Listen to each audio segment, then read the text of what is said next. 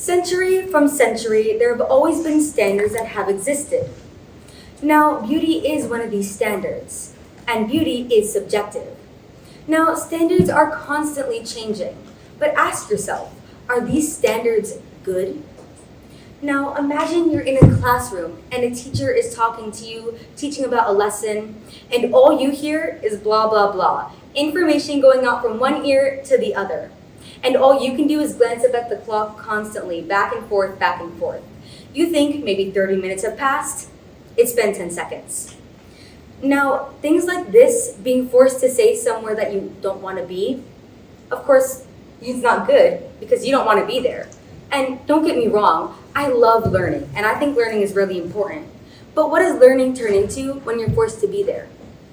Now imagine that you're walking with someone, maybe a family member, a friend, someone that you're close to, and you're somewhere really loud, like a playground, a park, or maybe a concert, and you're told to quiet down.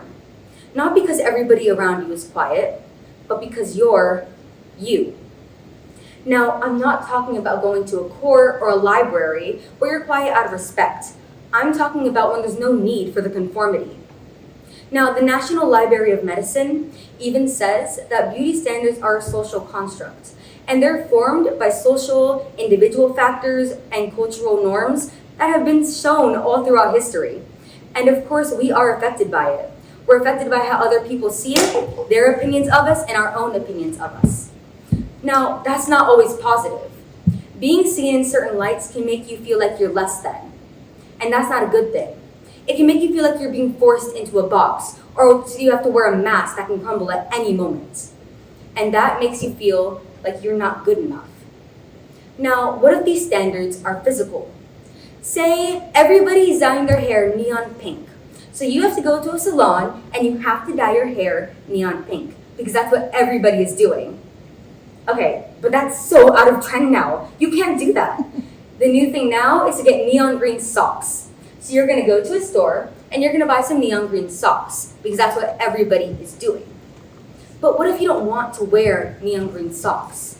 But you have to because that's what everybody is doing and you have to be just like everybody else. Standards like this, the way society sees us, makes it feel like you have to be someone else, like you can't be you. And I've seen this happen to people since I was younger, maybe from 3rd grade up until now. I've seen people change who they are, not because they want to, or because they think that something else is cool, but because they feel like they have to. I've seen people change their hair, dye it a different color, get contacts, put on fake freckles, not because they think it's cool or they admire someone who looks like that, but because they feel like they have to be like that they're forced to be like that.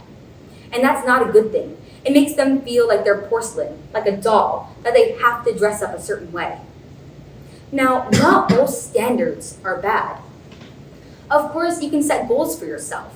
Like let's say you want to run a mile, or maybe you want to get all A's in 1 quarter of school, or let's say you want to get a raise in the next few months of your job. These are all standards that you set for yourself, goals and achievements. And after you've completed these goals, you feel great about yourself, you're proud of yourself, and you feel achieved. These are good things because it makes you feel positive at the end. The standards that I'm talking about before, conforming to what society wants, it makes you feel like you're less than. You don't feel good about yourself, and you feel bad. So what I'm saying in a total, that society shouldn't define who you are. That society shouldn't dictate how you act, how you dress, and the way that you want to be. You should be able to be you. Thank you.